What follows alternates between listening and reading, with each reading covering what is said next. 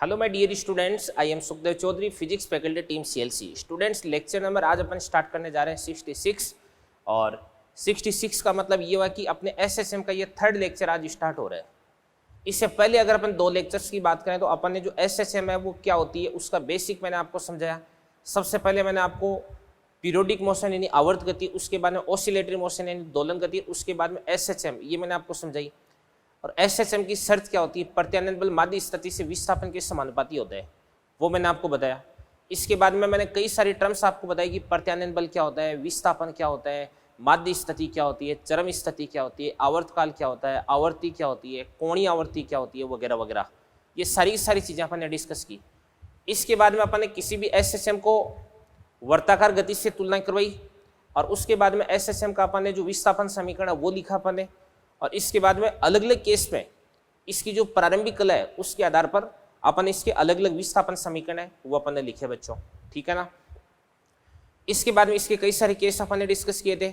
उसके बाद में एसएचएम करते पार्टिकल का विस्थापन हो गया, वेग हो गया, त्वरण हो गया, प्रत्यानयन बल हो गया, गतिज ऊर्जा हो गई, स्थितिज ऊर्जा हो गई, कुल ऊर्जा हो गई, और उनसे रिलेटेड क्वेश्चंस वगैरह अपने हो गए थे, ठीक है ना।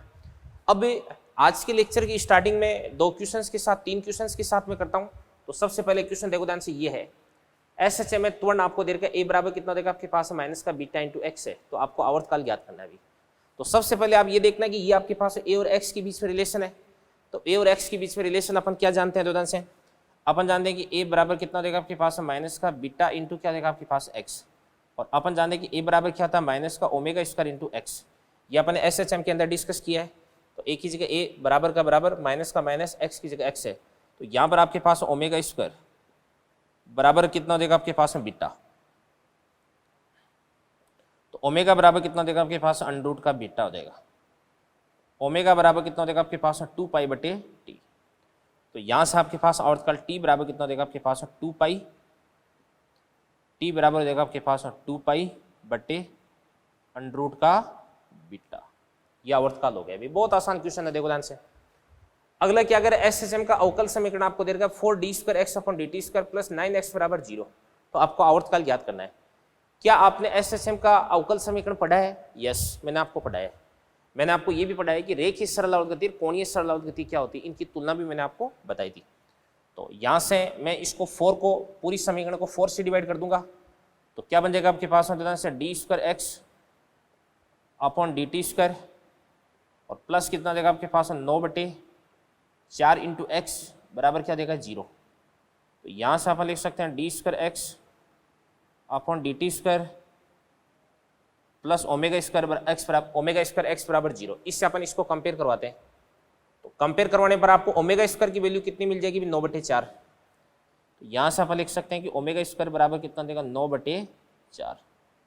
तो दोनों तरफ से रूट कर देंगे तो ओमेगा बराबर कितना देगा आपके पास है 3/2। तो ओमेगा बराबर कितना देगा आपके पास 2 पाई बटे ये आपके पास टी। अब यहाँ से आपके पास टी बराबर, टी अगर आपको निकालना है तो कितना देगा 2 इंटू 2 पाई कितना देगा आपके पास 4 पाई अपॉन कितना देगा आपके पास 3। ये सेकंड हो गया। अभी क्या आवर्तकाल आपको मालूम हो गया। अभी अगला क्वेश्चन बड़ा शानदार क्वेश्चन है भाई। तो चलो इस क्वेश्चन पे मैं स्टार लगा देता हूँ, देखो ध्यान से क्या कह रहे हैं, देखो ध्यान से। 2 किलोग्राम द्रव्यमान के एक कण पर F बराबर 8 - 2x ये लग रहा है। इसको x बराबर 6 से विरामावस्था से मुक्त किया जाता है। तो इसका विस्थापन समीकरण आपको निकालना है अभी। अब ये क्वेश्चन बड़ा शानदार क्वेश्चन है। देखो यहाँ पे कण का द्रव्यमान आपको दे रखे, बल की समीकरण आपको दे रखी है, और x बराबर 6 से विरामावस्था से इसको मुक्त किया जाता है। तो विरामावस्था से अगर अपन मुक्त करेंगे तो सीधी सी बात है कि ये चरम स्थिति होगी। पार्टिकल की वेलोसिटी 0 कहाँ पर होती है, वेग 0 कहाँ पर होता है, चरम स्थिति पर। तो ये आपको चरम स्थिति इसकी दे रखी है। तो अब अपन क्या करते हैं, इसकी माध्य स्थिति पता करते हैं।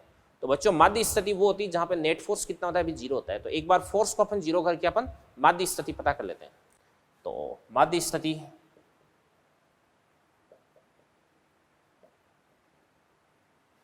स्थिति पता करते हैं। F बराबर कितना देगा आपके पास 8 - 2, और माध्य स्थिति पर x को अपन क्या लिख देंगे x0 बराबर कितना देगा आपके पास है 0। माइनस का 2x0 उधर की तरफ जाकर के 2x0 हो जाएगा। तो यहाँ से आपके पास x0 बराबर कितना देगा 4। तो माध्य स्थिति हो जाएगी आपके पास में, ये आपके पास है प्लस का 4 मीटर पे। ये तो माध्य स्थिति आ गई भी, ठीक है ना। माध्य स्थिति आ गई। तो चरम स्थिति कहां पर है? अभी x बराबर 6 पर है। भाई जहां से पार्टिकल को आपने रेस्ट से रिलीज किया, विरामावस्था से मुक्त किया है, वही आपके पास है चरम स्थिति हो जाएगी। तो अपन बात करते हैं चरम स्थिति। चरम स्थिति बात करते हैं। तो चरम स्थिति का मतलब हुआ कि x बराबर कितना देगा आपके पास में? ये आपके पास है 6, x बराबर 6 मीटर हो गया, ठीक है ना। अब माध्य स्थिति और चरम स्थिति, इन दोनों के बीच की जो डिस्टेंस होती है उसी को अपन क्या बोलते हैं? आयाम बोलते हैं। तो यहां से अपने पास है सिंपली जो आयाम है वो कितना देगा बताओ? 6 - 4 बराबर कितना देगा आपके पास में? 2 मीटर। ये आयाम हो गया, ठीक है ना। अब पार्टिकल का द्रव्यमान आपको दे रखे हैं, F बराबर कितना होता है आपके पास? 8 - 2x। तो इसको अपन F बराबर -kx से तुलना करवा देंगे, ठीक है ना। तो F बराबर -kx से तुलना करवा देते हैं। तो वहां पे लिख देता हूं मैं F बराबर -kx। F बराबर कितना देगा आपके पास में? कोई भी ये कांस्टेंट हो गया, तो ये आपके पास एल्फा माइनस क्या देगा आपके पास है? kx हो देगा। तो ये आपके पास है k बराबर कितना देगा अभी? 2। तो k बराबर 2 हो गया। तो चलो अपन ओमेगा कैलकुलेट करते हैं। तो ओमेगा बराबर कितना होता है? अंडर रूट का k/m। तो k बराबर 2 कितना देगा आपके पास है? 2।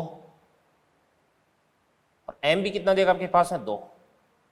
इसका अपन रूट कर देंगे। तो ये आपके पास है कितना देगा? 1 रेडियन पर सेकेंड, ठीक है ना। ये आपके पास ओमेगा आ गया, ओके। अब अपन बात करते हैं कि t बराबर 0 पर पार्टिकल कहां पर है भाई? x बराबर 6 पर। x बराबर 6 से आपने इसको रिलीज किया है, मतलब पार्टिकल चरम स्थिति से SHM स्टार्ट कर रहा है। और चरम स्थिति से अगर SHM स्टार्ट करता है तो इस स्थिति में इसकी प्रारंभिक कला कितनी होती है? π/2 होती है, 90 डिग्री होती है, ठीक है ना। तो अपन लिख सकते हैं कि ध्यान से देखना, देखो x जो प्रारंभिक कला फाई है वो फाई बराबर कितना देगा आपके पास में? π/2 हो जाएगा, ठीक है ना। भाई ये स्थिति होगी ना कि ये तो आपके पास x बराबर कितना देगा आपके पास है? 0। और ये आपके पास x बराबर कितना देगा अभी? 4। ये आपके पास x बराबर कितना देगा? 2। ये 4 हो गया और ये आपके पास है 6 हो गया। ये तो माध्य स्थिति होगी, ठीक है ना। अब पार्टिकल को आपने यहाँ से यहाँ तक खींच करके छोड़ा है, तो पार्टिकल इस प्रकार से, ये जो पथ है ना, इस पथ पर गति करता है अभी, इस पथ पर। अब इस पथ पर कैसे गति करेगा? यहाँ से पहले यहाँ पे आएगा, फिर यहाँ पे आएगा, फिर यहाँ पे आएगा, फिर यहाँ पे आएगा, ठीक है ना। ये चीज होगी। अब प्रारंभिक कला भी आ चुकी है, तो अपन जानते हैं कि x बराबर क्या होता है? x बराबर x0। तो x0 कितना देगा आपके पास है? 4। इसके बाद में प्लस a कितना आपके पास में? 2। इसके बाद में साइन ओमेगा t। ओमेगा कितना देगा आपके पास? 1। तो ये आपके पास है t। और प्लस कितना देगा? 5 कितना देगा आपके पास में? π/2।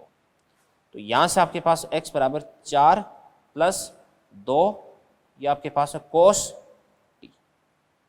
ये आपके पास इसका विस्थापन समीकरण आ जाएगा अभी। तो तीनों बड़े शानदार क्वेश्चन है, करें इनको नोट। बढ़ते हैं फिर अपन आगे। चलिए बच्चों, इसके बाद अपन डिस्कस करने जा रहे हैं एक पेंडुलम जिसका नाम है स्प्रिंग पेंडुलम। तो बड़ा इंपॉर्टेंट टॉपिक है इसके बारे में। इसके बाद इसके अंदर अपन स्प्रिंग के बारे में भी काफ़ी डिटेल से डिस्कशन करेंगे, और स्प्रिंग का जो बल नीतांक होता है उसके बारे में भी अपन काफ़ी लंबी चर्चा यहाँ पे करेंगे। स्प्रिंग की कटिंग है, स्प्रिंग को जोड़ना, इनका संयोजन वगैरह कई सारी चीज़ें यहाँ पे डिस्कस की जाने वाली है। तो चलो अपन हेडिंग डालते हैं स्प्रिंग पेंडुलम, स्प्रिंग लोलक।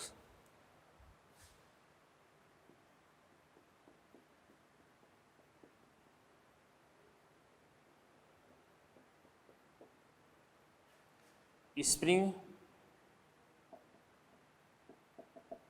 पेंडुलम। तो चलो देखते हैं कैसे बनता है स्प्रिंग पेंडुलम, कैसे बनता है।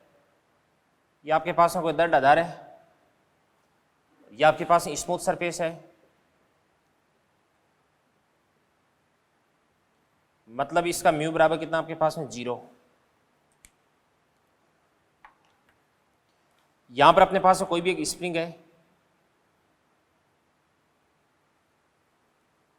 और इस स्प्रिंग से अपन ने इस प्रकार से कोई भी एक ब्लॉक है वो बांध रखा है।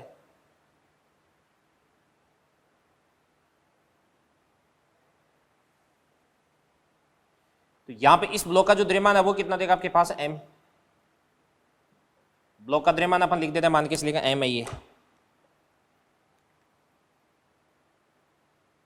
और स्प्रिंग का जो स्प्रिंग कांस्टेंट है वो कितना देगा आपके पास है? k। अब यहां पर आपके पास x बराबर कितना देगा 0, तो ये अपने पास में क्या देगी माध्य स्थिति, तो x बराबर 0, इसको अपन बोलेंगे मीन पोजीशन। और इस स्थिति में इस पार्टिकल पर किसी प्रकार का कोई फोर्स नहीं लग रहा है। जैसे इस ब्लॉक को अपन यहां से विस्थापित करके यहां पर ले आते हैं और यहां से इसको अपन क्या करते हैं रिलीज करते हैं, तो जैसे अपन रिलीज करेंगे तो वैसे पार्टिकल वापस माध्य स्थिति की ओर भागेगा, यानी इसका जो विस्थापन है वो कितना देगा आपके पास x, और पार्टिकल इस पे इधर की तरफ एक फोर्स लगेगा और इस फोर्स का मान कितना देगा आपके पास f बराबर परिमाण तो कितना देगा इसका kx, बट डायरेक्शन है वो x के अपोजिट है, इस कारण से f बराबर क्या लिख देंगे अपन माइनस kx लिख देंगे।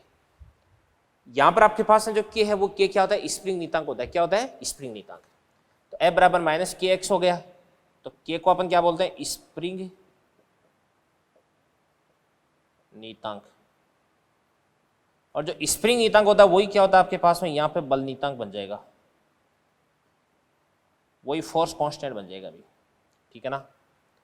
तो क्या गया, तो अपन जानते हैं कि t बराबर कितना होता है आपके पास में 2 पाई रूट ऑफ m बटा k। अब k की जगह अपन क्या लिखते हैं बल नीतांक, बल नीतांक की जगह यहाँ पे स्प्रिंग नीतांक आ जाएगा, तो स्प्रिंग पेंडुलम इसका आवर्तकाल t बराबर कितना होता है आपके पास में 2 पाई रूट ऑफ m बटा k होता है अभी, ठीक है। इसके बाद में आगे डिस्कस करते हैं अपन। जैसे मान के चलिए यहां पर ये अपने पास में कोई भी एक पेंडुलम है, स्प्रिंग पेंडुलम, सबसे पहले ये स्प्रिंग है, स्प्रिंग का स्प्रिंग नीतांक k है, स्प्रिंग अभी अपनी प्राकृतिक लंबाई की स्थिति में है, यानी स्प्रिंग को अपन बाहरी मान के चल रहे हैं। अभी जो स्प्रिंग है वो कैसी होती है अभी स्प्रिंग, ये बाहरी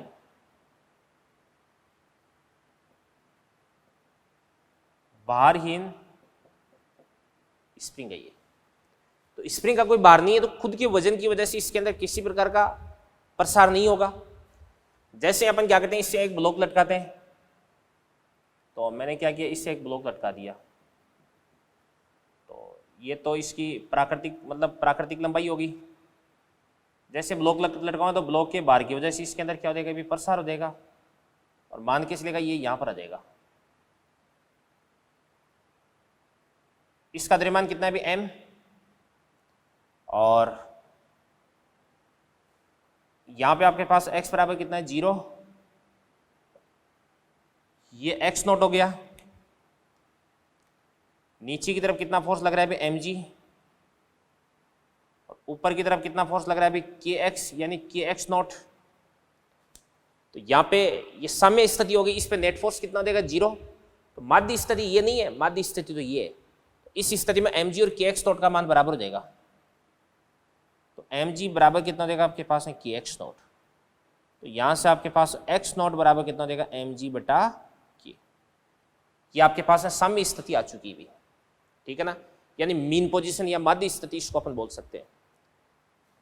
अब मैंने आपको बोला था कि आवर्तकाल ज्ञात करने के लिए सबसे पहले इसको अपन क्या करते हैं माध्य स्थिति से अल्प विस्थापन देते हैं, यानी यहां से अपन इसको नीचे की तरफ विस्थापन देते हैं कितना भी x,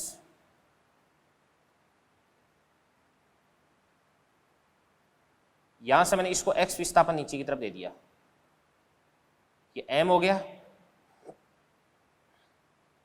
नीचे की तरफ इसको मैंने x विस्थापन दे दिया,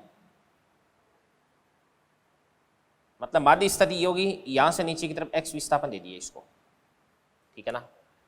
तो अब इस पे कौन कौन से फोर्स लग रहे हैं देवदान से, एक तो नीचे की तरफ फोर्स लग जाएगा, नीचे की तरफ कौन सा फोर्स लग रहा है mg, और एक इस पे फोर्स लग रहा है ऊपर की तरफ, तो ऊपर की तरफ कौन सा फोर्स जाएगा आपके पास है k। इसके बाद में यहां से अपन काउंट करते हैं, ये कितना देगा x नॉट, ये कितना देगा आपके पास x, तो स्प्रिंग में कुल कितना प्रसार आ चुका है x नॉट प्लस क्या देगा आपके पास x हो देगा। तो अब अगर इस पर मैं नेट फोर्स कैलकुलेट करता हूं, भाई मैंने विस्थापन इसको नीचे की तरफ दिया तो नीचे की डायरेक्शन उसको मैं पॉजिटिव लूंगा और ऊपर की तरफ डायरेक्शन उसको नेगेटिव लूंगा। जिधर की तरफ अपन विस्थापन देते हैं ना उसको अपन पॉजिटिव मानेंगे भी, ठीक है। तो अब अपन निकालते हैं इस पर नेट फोर्स, तो ये आपके पास एफ नेट बराबर कितना देगा बताओ, नीचे की तरफ फोर्स लग रहा है कितना भी mg, तो mg को तो अपन लिख देंगे पॉजिटिव, ऊपर की तरफ कितना देगा आपके पास माइनस का के एक्स नॉट प्लस क्या देगा आपके पास x, तो ये आपके पास mg माइनस क्या देगा आपके पास है के एक्स नॉट माइनस के एक्स हो जाएगा। मैंने पहले बोले कि mg और kx नॉट तो एक दूसरे के बराबर होते हैं, तो यहाँ पे mg और kx नॉट को एक दूसरे से कैंसिल आउट कर दूंगा। तो यहाँ पर भी आपके पास में जो एफ नेट है वो कितना आ रहा है, माइनस का kx ही आ रहा है। तो यहाँ से भी अपन लिख सकते हैं कि आवर्तकाल t बराबर कितना होता है, 2 पाई रूट ऑफ m बटा k, ये बात हो गई। तो आवर्तकाल कितना हो जाएगा, t बराबर 2 पाई रूट ऑफ m बटा k हो गया। तो यहाँ पर आपकी जो स्प्रिंग है वो कैसी थी, क्षैतिज, तो भी आवर्तकाल t बराबर 2 पाई रूट ऑफ m बटा k आ गया। और यहाँ पर आपकी जो स्प्रिंग है वो कैसी भी ऊर्ध्वाधर, तो इस स्थिति में भी आवर्तकाल है वो कितना आता है, t बराबर 2 पाई रूट ऑफ m बटा k आता है। तो यहाँ से अपने को एक चीज सीखनी है कि किसी भी स्प्रिंग पेंडुलम का आवर्तकाल होता है वो एंगल पर डिपेंड नहीं करता है। यानी स्प्रिंग को ऊर्ध्वाधर के साथ में किसी भी ऊर्ध्वाधर या क्षैतिज के साथ में किसी भी कोण पर रख दो, इसका आवर्तकाल हमेशा t बराबर 2 पाई रूट ऑफ m बटा k ही प्राप्त होता है। ठीक है ना। अब यहां पर जो आवर्तकाल है वो अपन लिख सकते हैं कि t डायरेक्टली प्रोपोर्शनल क्या होता है आपके पास, रूट ऑफ m। मतलब ये पिंड है, इस पिंड का द्रव्यमान अगर आप बढ़ा दोगे तो आवर्तकाल का मान भी बढ़ जाएगा। इसके बाद में यहां से आपके पास t डायरेक्टली प्रोपोर्शनल क्या देगा आपके पास 1 अपॉन रूट ऑफ k, यानी स्प्रिंग का स्प्रिंग नियतांक अगर आप बढ़ा दोगे तो आवर्तकाल घट जाएगा। ठीक है ना। अब m तो क्या होता है, पिंड का द्रव्यमान, और k क्या होता है, स्प्रिंग का स्प्रिंग नियतांक होता है। ठीक है ना। इसके अलावा यहाँ पर कोई चीज आई नहीं रही है, तो स्प्रिंग पेंडुलम का जो आवर्तकाल होता है वो इस पेंडुलम पर डिपेंड करता है, ब्लॉक के द्रव्यमान और स्प्रिंग के स्प्रिंग कांस्टेंट पे डिपेंड करता है, किसी दूसरी चीज पे डिपेंड नहीं करता है। क्या जो आवर्तकाल है वो गुरुत्वीय त्वरण g पे डिपेंड करता है क्या, नहीं। तो इसको अपन बोलेंगे g की पावर 0। अब यहाँ पे दो से यहां से अपन इसको ऐसे भी लिख सकते हैं कि m बटा k, जो m बटा k इसको अपन क्या लिख सकते हैं, x नॉट बटा g। तो यहां से अपन ऐसे भी लिख सकते हैं कि t बराबर कितना होता है, 2 पाई रूट ऑफ m बटा k, इसको अपन लिख देंगे x नॉट बटा g। अब यहां पर आप कंफ्यूज हो सकते हो कि सर अगर g बढ़ेगा तो आवर्तकाल घटेगा ना, नहीं। अगर आपको g का इफेक्ट देखना है तो आपको जो x नॉट है इसका इफेक्ट भी साथ में आपको कंसीडर करना पड़ेगा बच्चों। तो यहां पे अपन देख सकते हैं कि g यानी गुरुत्वीय त्वरण, गुरुत्वीय त्वरण अगर बढ़ेगा तो सीधी सी बात है नीचे की तरफ लगने वाला बल बढ़ेगा, mg बढ़ेगा, और नीचे की तरफ लगने वाला बल अगर बढ़ेगा ना तो इस स्थिति में स्प्रिंग के अंदर जो प्रसार है वो बढ़ेगा, यानी x नॉट भी बढ़ेगा। तो जिस अनुपात में g बढ़ता है उसी अनुपात में आपका x नॉट है वो भी बढ़ जाता है। तो अल्टीमेटली x नॉट बटे g क्या रहता है, कांस्टेंट रहता है। ठीक है ना। तो अपन बोल सकते हैं कि यदि जो g है उस g को अपन क्या करते हैं, बढ़ाते हैं। ठीक है ना। इधर लिख देता हूं, अगर g को अपन बढ़ाते हैं तो आपका जो x नॉट है वो भी क्या बढ़ता है, और अल्टीमेटली t है वो क्या रहता है बच्चों, कांस्टेंट रहता है, आवर्तकाल कांस्टेंट रहता है। और एक चीज यहां पर मैं आपको ये भी बता सकता हूं कि जैसे मान के चलेगा ये आपके पास में कोई भी एक नत्तल है और इसका ये वाला जो एंगल है ये कितना देगा आपके पास है, थीटा, और फिर उसके बाद यहां से अपन क्या करते हैं, स्प्रिंग,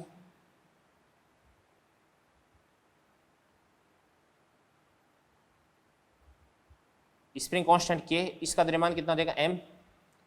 तो यहां पर अगर अपन इसका टाइम पीरियड निकालेंगे तो इसका टाइम पीरियड आवर्तकाल वो भी कितना देगा, t बराबर 2 पाई रूट ऑफ m बटा k आ जाएगा। तो इसका भी आवर्तकाल t बराबर कितना होता है, 2 पाई रूट ऑफ m बटा k। ठीक है ना।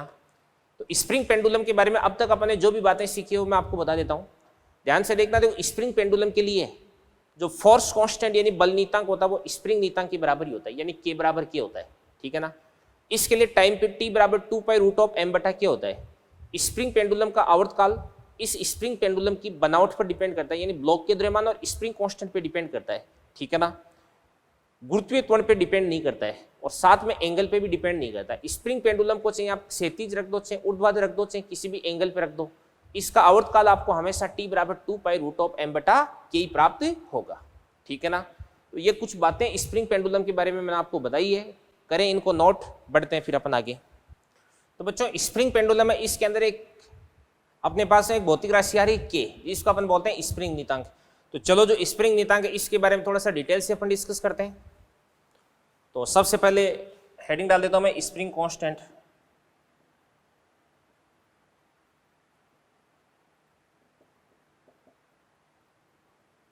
तो ये स्प्रिंग कांस्टेंट है वो क्या करता है भाई, ये स्प्रिंग की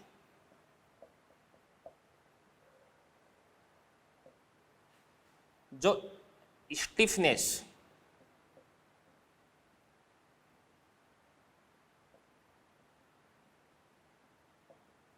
को बताता है।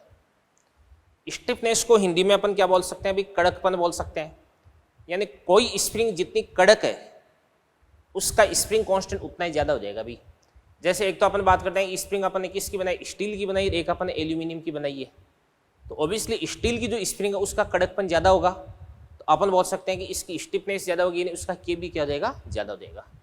तो ये किस किस बात, किन किन बातों पर डिपेंड करता है, देखो ध्यान से। एक तो डिपेंड करता है ये जो तार की मोटाई पे,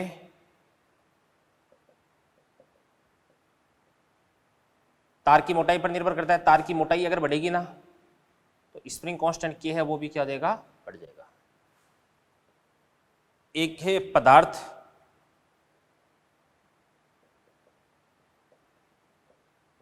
का यंग प्रत्यास्था गुणांक, y अगर बढ़ेगा ना तो k का मान भी क्या हो जाएगा, बढ़ जाएगा। ये बातें होगी भी। अब ध्यान से देखना, देखो एक ही किस पे डिपेंड करता है, एक ही डिपेंड करता है तार की, मतलब स्प्रिंग की लंबाई पे। एक स्प्रिंग की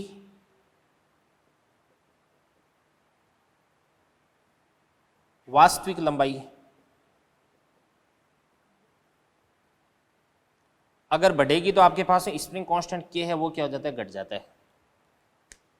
और ये वाली बात ही सबसे ज्यादा इंपॉर्टेंट है भाई। इन दोनों को तो अगर आप भूल भी जाओ ना तो भी कोई मतलब नहीं है।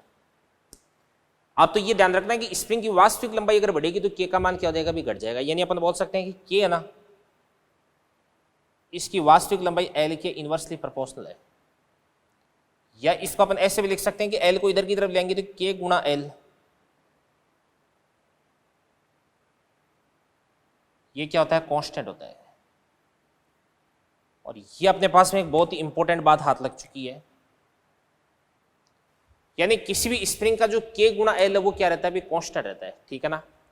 और यदि अपन के और एल के बीच में ग्राफ बनाते हैं तो ऐसा ग्राफ बन जाएगा। देखो ये एल हो गया, ये के हो गया, और ग्राफ बनता है इस प्रकार से यूं। इनवर्सली प्रोपोर्शनल का जो ग्राफ होता है इसको अपन क्या बोलते हैं, रेक्टेंगुलर हाइपरबोला, यानी आयताकार अतिप्रवलय, ठीक है ना। अब सुनना ध्यान से देखना, देखो अब कोई भी जो स्प्रिंग है, इस स्प्रिंग को अगर अपन छोटे छोटे टुकड़ों में काटते हैं तो क्या होता है, तो हेडिंग लिख रहा हूं मैं, कटिंग ऑफ स्प्रिंग।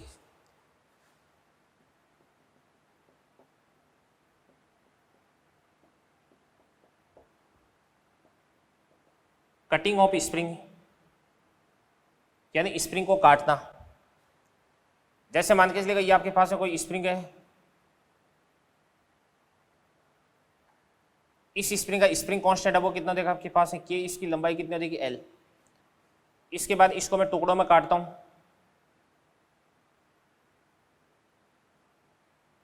तो जैसे मान के चलिएगा 3 टुकड़े बना दिए मैंने इसके। एक तो ये टुकड़ा हो जाएगा, एक ये टुकड़ा हो जाएगा, एक आपके पास ये टुकड़ा हो जाएगा। इसकी लंबाई कितनी है, L1, इसकी लंबाई कितनी है, L2, इसकी लंबाई कितनी है आपके पास, L3। तो इसका स्प्रिंग कांस्टेंट K1, इसका स्प्रिंग कांस्टेंट K2, इसका स्प्रिंग कांस्टेंट कितना देगा आपके पास, K3। तो यहाँ पर इसकी जो लंबाई L है वो कितना देगा आपके पास, L1 प्लस L2 प्लस क्या देगा आपके पास, L3, ठीक है ना। मैंने आपको बता दी कि K गुणा L बराबर क्या होता है, कांस्टेंट होता है। तो इसका K इंटू एल क्या देगा आपके पास, K इंटू एल कितना देगा आपके पास, L1 plus L2 plus L3। इसका क्या देगा आपके पास है, K1 L1 बराबर K2 L2 बराबर क्या देगा आपके पास है, K3 L3। अब यहां से अगर आपको K1 फाइंड आउट करना है तो K1 बराबर कितना देगा आपके पास है, K into L1 plus L2 plus L3 upon क्या देगा आपके पास, L1। यहां से अगर आपको K2 फाइंड आउट करना है तो K into L1 plus L2 plus L3 upon क्या देगा आपके पास, L2 देगा। इसी प्रकार से K3 फाइंड आउट करना तो K into L1 plus L2 plus L3 upon क्या देगा आपके पास L3। तो K1, K2 और K3 इन सब की वैल्यू अपन यहाँ से क्या कर सकते हैं, फाइंड आउट कर सकते हैं। और अगर आप कैलकुलेट करोगे तो आप पाओगे कि K1, K2 और K3 यानी तीनों टुकड़ों के जो स्प्रिंग नियतांक है वो मूल स्प्रिंग के स्प्रिंग नियतांक K से बड़े हैं। क्योंकि ध्यान से देखना, तो किसी भी स्प्रिंग को अगर आप टुकड़ों में काट दोगे तो किसी भी टुकड़े की जो लंबाई है वो स्प्रिंग की जो मूल लंबाई है उससे तो ऑब्वियसली छोटी होगी। लंबाई अगर छोटी होगी तो इसका स्प्रिंग कांस्टेंट है वो क्या देगा, बड़ा हो जाएगा। ठीक है ना। अब ये चीज भी अपन समझ चुके हैं। तो स्प्रिंग को काटने से जैसे मान के चलिएगा आपके पास में इक्वेशन टाइप में लिख सकते हैं अपन कि कोई भी स्प्रिंग है, जैसे इसका स्प्रिंग कांस्टेंट कितना भी K और इसकी लंबाई कितनी भी L है, इसको आपने 3 भागों में काट दिया और इनकी लंबाई का जो अनुपात है वो L1, ये L2, ये आपके पास L3। तो यहाँ पर आपके पास L1, L2, L3 इनका अनुपात कितना देगा आपके पास, 1:2:3। तो आपको है ना K1, K2 और K3 इन तीनों की वैल्यू फाइंड आउट करनी है भाई। तो बड़ा ही आसान सा हो जाएगा देवदान से। L1, L2, L3 इनका अनुपात कितना हो जाएगा, 1:2:3। तो 1:2:3, तो इसको x बोल दो, इसको अपन क्या बोलेंगे 2x बोलेंगे, इसको अपन क्या बोलेंगे 3x बोलेंगे। तो यहाँ पे आपके पास जो L है 3 और 2 5, 5 और 1 कितना देगा आपके पास है 6। तो ये आपके पास है 6x हो जाएगा। कितना देगा 6x। ठीक है ना। तो यहाँ से अपन लिख सकते हैं कि K × 6x बराबर क्या देगा आपके पास है, इसका K1x बराबर कितना देगा आपके पास है K2 × कितना देगा आपके पास है 2x और बराबर क्या देगा आपके पास है K3 × कितना देगा आपके पास है 3x। तो यहां से x से अपन x को काट देंगे तो K1 बराबर कितना देगा आपके पास है 6K। यहां से आपके पास है K2 बराबर कितना देगा, K2 बराबर इसको अपन क्या बोल देंगे भी 3K। और इसी प्रकार से आपके पास है K3 बराबर कितना देगा, K3 बराबर ये आपके पास हो जाएगा 2K हो जाएगा। तो जो आपके पास है सबसे छोटा टुकड़ा है उसका स्प्रिंग कांस्टेंट सबसे ज्यादा और जो सबसे बड़ा टुकड़ा है उसका स्प्रिंग कांस्टेंट सबसे कम है। बट फिर भी किसी भी टुकड़े का जो स्प्रिंग कांस्टेंट है वो मूल स्प्रिंग के स्प्रिंग कांस्टेंट से बड़ा मिलेगा। तो कुछ बातें मैंने आपको बताई, करें इनको नोट, बढ़ते हैं फिर अपन आगे। तो चलिए इसके बाद में अपन डिस्कस करते हैं स्प्रिंगों का संयोजन। ठीक है ना। तो हेडिंग है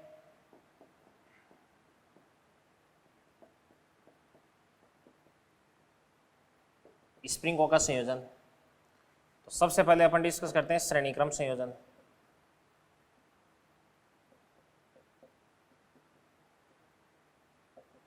यानी सीरीज कॉम्बिनेशन। सीरीज कॉम्बिनेशन के अंदर जैसे मान के चलिए आपके पास में बहुत सारी स्प्रिंग जुड़ी हुई है। पहली स्प्रिंग ये हो गई, दूसरी स्प्रिंग हो गई, तीसरी स्प्रिंग हो गई।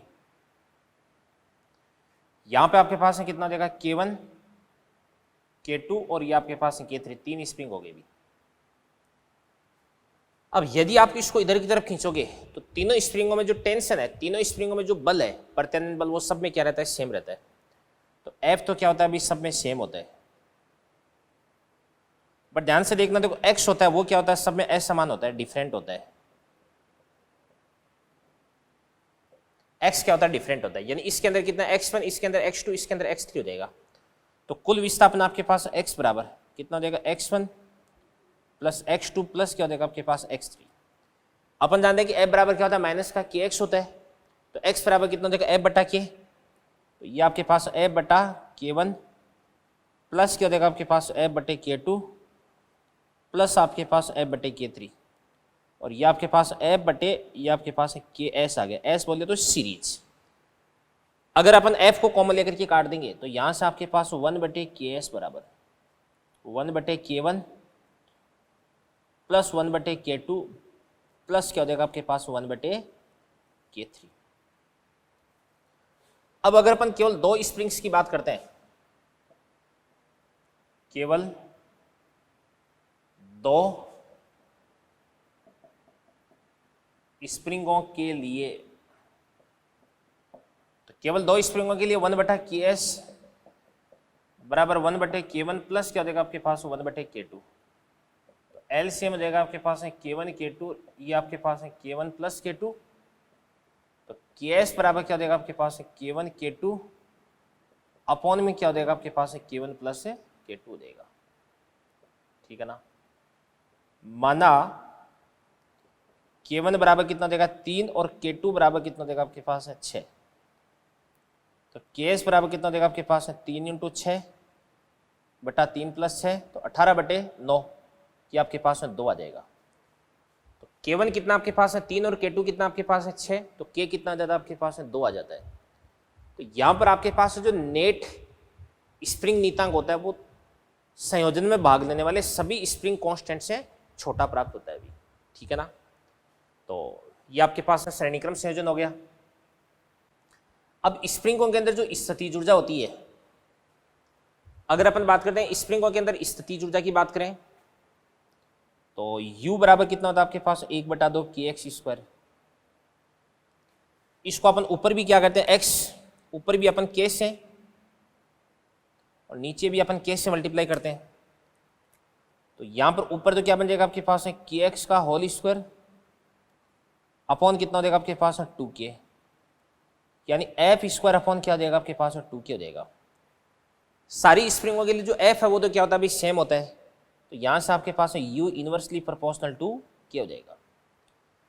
यानी जिस स्प्रिंग का स्प्रिंग कांस्टेंट कम होगा ना उस स्प्रिंग के अंदर संचित ऊर्जा का मान अधिक होगा, और जिस स्प्रिंग का स्प्रिंग कांस्टेंट ज्यादा होगा उसके अंदर संचित ऊर्जा का मान क्या हो जाएगा कम।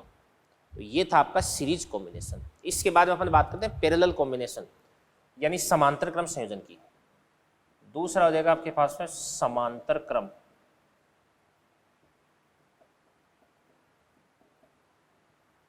संयोजन, पैरेलल कॉम्बिनेशन। तो पैरेलल कॉम्बिनेशन मतलब जैसे मान के इसलिए ये दर्द आधार हो गया, ये पहली स्प्रिंग, ये दूसरी स्प्रिंग, ये तीसरी स्प्रिंग, और ये अपने मान के इसलिए यहाँ पे कोई भी ब्लॉक जोड़ दिया है। ये K1 हो गया, ये K2 हो गया, ये आपके पास है K3 हो गया। अब अगर इसको नीचे की तरफ खींचूंगा तो इसके अंदर तीनों के अंदर खींचा हुआ बराबर आ जाएगा। तो यहाँ पर आपके पास जो x है वो तो सारी की सारी स्प्रिंगों के लिए सेम हो जाएगा, और f है वो क्या देगा आपके पास में डिफरेंट हो जाएगा। क्या हो जाएगा डिफरेंट। तो यहाँ पर ये वाली जो स्प्रिंग है ये तो ऊपर की तरफ कितना खिंचाव लगा रही F1, ये कितना F2 और ये कितना खिंचाव लगा रही F3। तो ऊपर की तरफ कुल कितना खिंचाव बल हो जाएगा आपके पास F बराबर कितना हो जाएगा आपके पास F1 प्लस F2 प्लस क्या देगा आपके पास F3। अब F को अपन क्या लिख सकते हैं भाई kx माइनस का kx, तो माइनस तो कॉमन लेकर के काट देंगे अपन। तो यहां पर क्या देगा आपके पास में तो k1x plus k2x plus k3x, और f को अपन यहां पे बोलेंगे kpx। kp p बोले तो पैरेलल, तो kp क्या देगा समांतर क्रम संयोजन का तुल्य स्प्रिंग नीतांक को देगा। तो x को कॉमन लेकर के काट देंगे, तो यहां से आपके पास है kp बराबर ये आपके पास है k1 प्लस क्या देगा आपके पास है k2 प्लस k3। मान लो कि आपके पास है k1 कितना भी 1, k2 कितना है 2, k3 कितना भी 3, तो kp कितना देगा आपके पास है 6 हो जाएगा। यानी समांतर क्रम संयोजन का तुल्य स्प्रिंग नीतांक सभी स्प्रिंगों की स्प्रिंग नीतांक से बड़ा होता है। तो श्रेणी क्रम में छोटे से भी छोटा और समांतर क्रम में बड़े से भी बड़ा होता है। अभी 1, 2, 3 इनमें सबसे बड़ा कौन है 3, बट तुल्य कितना प्राप्त हो रहा है 6, तो 6 3 से भी बड़ा होता है। यहाँ पे 3 और 6 सबसे छोटा कौन है 3, तो तुल्य होता है ना वो छोटे से भी आपको छोटा प्राप्त होता है। इसके बाद ध्यान से देखना, देखो अपन जानते हैं कि u बराबर कितना होता है 1/2 kx²। तो x क्या होता है अभी सेम होता है, तो यहाँ पर आपके पास u directly proportional to k। यानी समांतर क्रम संयोजन में जिस स्प्रिंग का स्प्रिंग कांस्टेंट ज्यादा होता है उसके अंदर संचित ऊर्जा का मान भी क्या होता है ज्यादा होता है बच्चों। ठीक है ना। तो करें इन चीजों को नोट कर लेना। चलो एक चीज और समझा देता हूं यहाँ पर मैं आपको। एक क्या होता है, एक होता है आपके पास में मिश्रित संयोजन।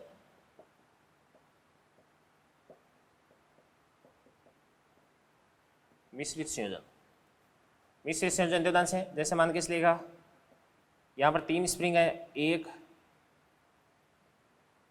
2, 3, यहाँ पर कितना देगा के 2K 3K, दो स्प्रिंग है K और 2K, ये वाली आपके पास है K,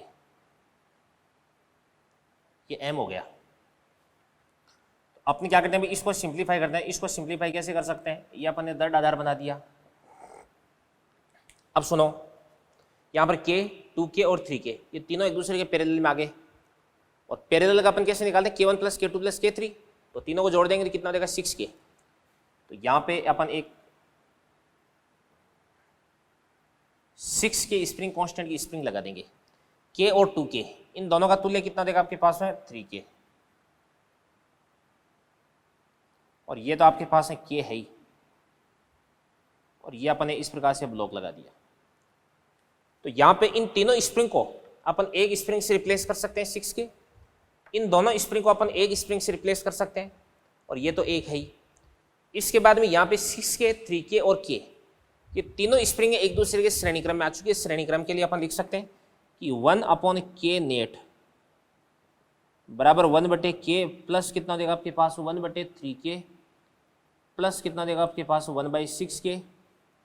तो यहाँ से आपके पास है 6K, तो ये आपके पास है 6 प्लस कितना देगा आपके पास 2 प्लस 1, तो 6 और 2 कितना देगा 8, 8 और 1 कितना देगा आपके पास 9, तो 9/6K। तो ये आपके पास है 3 कितना देगा आपके पास है 2K। तो यहाँ से आपके पास जो K नेट है वो कितना देगा 2K/3। सही तो लिख रहा हूँ ना मैं, 6 प्लस 2 प्लस 1, 6 2 8 1 9, तो 9/6 3/2 बिल्कुल ठीक है 2K/3। और अगर आपको आवर्तकाल निकालना है तो T बराबर कितना होता है आपके पास 2π √ M/K, और K को अपन क्या लिख सकते हैं 2K/3 हो जाएगा। ये आपके पास आवर्तकाल आ जाएगा अभी, ठीक है ना। तो स्प्रिंग और संयोजन मैंने आपको कंप्लीट करवा दिया है, तो इन चीज़ों को नोट करें, बढ़ते हैं फिर अपन आगे। तो बच्चों स्प्रिंगों का संयोजन अपन ने पढ़ा है। इसके अंदर एक चीज़ मैं आपको और बता देता हूँ, जैसे मान के चलिए ये अपने पास है यहाँ पे 2 स्प्रिंग्स है, एक तो ये स्प्रिंग है, ये ब्लॉक है M, एक ये स्प्रिंग है, इसका स्प्रिंग कांस्टेंट K1 है, इसका स्प्रिंग कांस्टेंट कितना देगा K2 देगा। तो अगर यहाँ पर अपने को बोला जाए कि दोनों स्प्रिंग श्रेणी क्रम में है कि समांतर क्रम में है, तो यहाँ पे लगता है ऐसे जैसे श्रेणी क्रम में, बट वास्तव में दोनों स्प्रिंग्स एक दूसरे के समांतर क्रम में है भाई, ठीक है ना।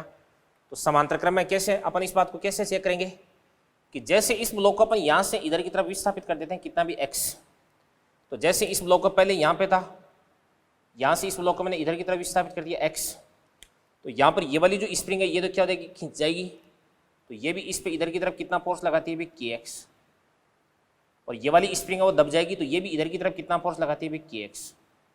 तो यहाँ पर आपके पास जो नेट फोर्स है वो कितना देगा आपके पास 2kx। तो अपन लिख सकते हैं कि F नेट बराबर कितना देगा आपके पास माइनस का 2kx हो जाएगा। तो आपके पास जो स्प्रिंग कांस्टेंट है वो कितना देगा 2k, तो T बराबर कितना देगा आपके पास है 2k, नहीं यार इसको अपन बोलेंगे K1x K2x, ठीक है ना। ये आपके पास है K1 हो गया और ये आपके पास है K2 हो गया। तो यहाँ पे इसको अपन लिख सकते हैं माइनस का K1 प्लस क्या हो जाएगा आपके पास है K2 इंटू एक्स हो जाएगा। तो T बराबर 2π √ M/K की जगह अपन लिख देंगे K1 प्लस K2। तो यहाँ पर दोनों स्प्रिंग एक दूसरे के श्रेणी क्रम में नहीं समांतर क्रम में जुड़ी हुई, ठीक है ना। इसके बाद में एक तो आपके पास ये स्पेशल केस हो गया, एक अगला स्पेशल केस मैं आपको और बताता हूँ, देखो ध्यान से। जैसे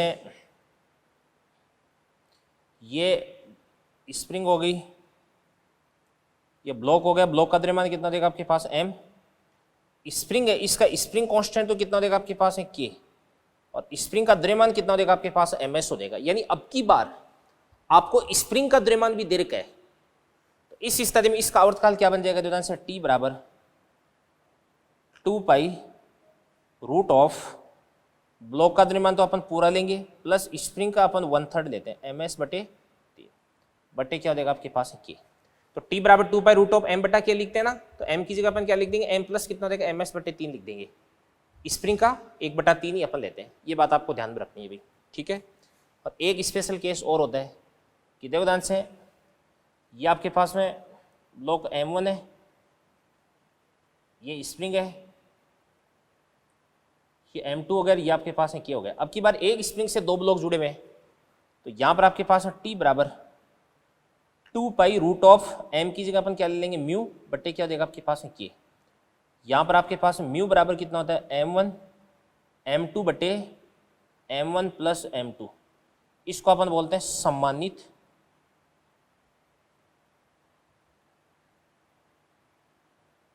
द्रव्यमान, रिड्यूस्ड मास बोलते हैं इसको, अपन क्या बोलते हैं रिड्यूस्ड मास। तो ये बातें भी आपके समझ में आ गई होगी। इसके बाद में अगला अपन देखते हैं, ध्यान से देखना, देखो कि मान के चलेगा ये अपने पास में कोई भी एक स्प्रिंग है और इस स्प्रिंग से स्प्रिंग का स्प्रिंग कांस्टेंट K है, इससे अपन ने दो ब्लॉक लटका रखे हैं। एक ब्लॉक है इसका द्रव्यमान तो कितना देगा M1, एक दूसरे ब्लॉक का द्रव्यमान कितना देगा M2 देगा। तो आपको ये बोला जा रहा है कि यदि M2 द्रव्यमान के ब्लॉक को अचानक से अपन क्या कर लेते हैं हटा लेते हैं, ठीक है ना, तो इस स्थिति में आपको क्या करना है, अभी इसका जो आयाम है वो आपको पता करना है, इसका विस्थापन समीकरण है वो भी अपन पता कर सकते हैं अभी, ठीक है ना। तो देखो ध्यान से, यदि M2 को अचानक हटा लिया जाए तो पहले ध्यान से देखना, देखो पहले M1 प्लस M2 दो द्रव्यमान है, तो नीचे की तरफ कितना लग रहा है M1 प्लस M2 इंटू जी, और ऊपर की तरफ कितना लग रहा है अभी KX1 बोल दो। तो यहां से आपके पास में प्रारंभिक विस्थापन x1 बराबर कितना देगा आपके पास M1 प्लस क्या देगा आपके पास M2 इंटू जी बटे ये आपके पास क्या हो गया। जैसे अपन क्या करेंगे इस M2 को हटा लेंगे, तो M2 को हटाते ही ये जो M1 है ये क्या करेगा ऊपर की तरफ भागेगा, क्योंकि स्प्रिंग है इसका जो KX है वो इफेक्टिव हो जाएगा, ये इसको ऊपर की तरफ खींचेगा। तो अब आपके पास में जो X2 है साम्य स्थिति में माध्य स्थिति में ये कितना देगा आपके पास M1G बटे क्या देगा आपके पास है K। और अगर आपको आयाम निकालना है तो आपको x1 में से x2 को माइनस करना पड़ेगा, तो ये आपके पास हो जाएगा M2G बटे क्या देगा आपके पास है K। और अब ध्यान से देखना, देखो ये जो स्प्रिंग पेंडुलम है वो क्या करेगा अभी SSM करेगा, और SSM करेगा तो इसका जो ओमेगा है वो ओमेगा बराबर कितना हो जाएगा आपके पास रूट ऑफ K बटा M, तो K का तो K और M की जगह अपन क्या लिख देंगे M1 लिख देंगे। क्यों? क्योंकि ये जो M1 द्रव्यमान का ब्लॉक है ना वो इसके साथ में क्या कर रहा है SSM कर रहा है, ठीक है ना, ये चीज हो गई। इसके बाद ध्यान से अगला अपन देखते हैं, देखो जैसे ये आपके पास में पहली स्प्रिंग है, ये M द्रव्यमान का ब्लॉक है, ये K1 हो गया, इसका आवर्तकाल कितना होता है आपके पास है T1। और ये आपके पास है दूसरी स्प्रिंग है, द्रव्यमान वही आपके पास M का M ही है, स्प्रिंग कांस्टेंट आपके पास है K2 हो गया, तो इसका आवर्तकाल कितना देगा आपके पास T2 देगा। अब एक बार अपन क्या करते हैं दोनों स्प्रिंग को एक दूसरे के श्रेणी क्रम में जोड़ देते हैं। तो इसके बाद देखो ध्यान से दोनों स्प्रिंगों को श्रेणी क्रम में जोड़ देते हैं, 1 2, ये आपके पास है K1 K2, और उसी द्रव्यमान के साथ में अपन ऑसिलेट करवाते हैं, इसका आवर्तकाल कितना होता है TS होता है। एक ध्यान से देखना, देखो दोनों स्प्रिंगों को अपन एक दूसरे के समांतर क्रम में जोड़ देते हैं, ये और ये ब्लॉक वही आपके पास M, ये K1 हो गया, ये आपके पास K2 हो गया, तो इसका आवर्तकाल आपके पास में क्या होता है TP होता है। तो TS और TP इन दोनों का मान आपको T के पदों में ज्ञात करना है अभी, ठीक है ना। तो चलो करते हैं, सबसे पहले अपन देखो अपन लिख सकते हैं कि यहाँ पे T1 बराबर कितना देगा आपके पास 2 पाई रूट ऑफ M बटा K1। इसी प्रकार से T2 बराबर कितना देगा आपके पास 2 पाई रूट ऑफ M बटे K2। तो यहां से आपके पास में देखो TS को अपन क्या लिख सकते हैं 2 पाई रूट ऑफ M बटे KS। KS क्या होता है सीरीज का स्प्रिंग कांस्टेंट, और T बराबर कितना हो जाएगा आपके पास 2 पाई रूट ऑफ M बटे KP। KP क्या हो जाएगा अभी पैरेलल का हो जाएगा, ठीक है ना। अब यहां पर आपके पास है K1 K2 है सीरीज में, तो अपन लिख सकते हैं कि KS बराबर क्या लिख सकते हैं अभी सीरीज के लिए 1 बटे KS बराबर 1/k1 प्लस क्या होता है आपके पास 1/k2। अब ध्यान से देखना, देखो k को अपन क्या लिख सकते हैं, एक बार इसका स्क्वायर कर दो, बट t बराबर कितना होता है आपके पास है 2 pi root of m/k, square कर देंगे तो क्या बन जाएगा आपके पास टी स्क्वायर बराबर 4 पाई स्क्वायर m/k। तो k बराबर कितना होता है आपके पास 4 पाई स्क्वायर m/t स्क्वायर। तो k को अपन क्या लिख सकते हैं, ध्यान से देखना, देखो इसको अपन लिख देंगे 4 पाई स्क्वायर m बटे कितना देगा आपके पास ts स्क्वायर बराबर कितना देगा आपके पास 4 pi square m t1 square, और यह देगा आपके पास 4 pi square m t2 square. इसको अपन काट देंगे तो यहाँ से आपके पास ts स्क्वायर बराबर t1 स्क्वायर प्लस क्या देगा आपके पास t2 स्क्वायर। तो ts बराबर कितना देगा आपके पास t1 square plus t2 square का रूट हो जाएगा, ठीक है ना। और यदि अपन बात करते हैं इसकी समांतर क्रम की बात करते हैं, तो समांतर क्रम के लिए अपन क्या लिख सकते हैं कि kp बराबर कितना होता है आपके पास k1 प्लस क्या होता है k2। तो kp को अपन क्या लिख सकते हैं, k को अपन लिख सकते हैं 4 पाई स्क्वायर m बटे क्या देगा आपके पास टीपी स्क्वायर बराबर 4 पाई स्क्वायर m बटे क्या देगा t1 स्क्वायर प्लस क्या देगा आपके पास 4 पाई स्क्वायर m बटे क्या देगा आपके पास t2 स्क्वायर। तो 4 पाई स्क्वायर m को अपन काट देंगे तो यहां से आपके पास क्या देगा आपके पास 1 बटे टीपी स्क्वायर बराबर 1 बटे t1 स्क्वायर प्लस 1 बटे t2 स्क्वायर। अब यहां से आपके पास t1 स्क्वायर t2 स्क्वायर को अपन एलसीएम ले लेंगे तो ऊपर t1 स्क्वायर प्लस क्या देगा आपके पास t2 स्क्वायर हो जाएगा। तो यहां से अगर अपन बात करते हैं कि इसकी टीपी की बात करते हैं तो यहां पे देवदान से टीपी बराबर क्या बन जाएगा, यहां से आपके पास आ जाएगा टीपी बराबर क्या देगा आपके पास t1 स्क्वायर t2 स्क्वायर का रूट कर देंगे, उल्टा कर देंगे तो t1 t2 का स्क्वायर, भाई स्क्वायर रूट कर देंगे दोनों तरफ से, बट्टे क्या देगा आपके पास रूट ऑफ t1 स्क्वायर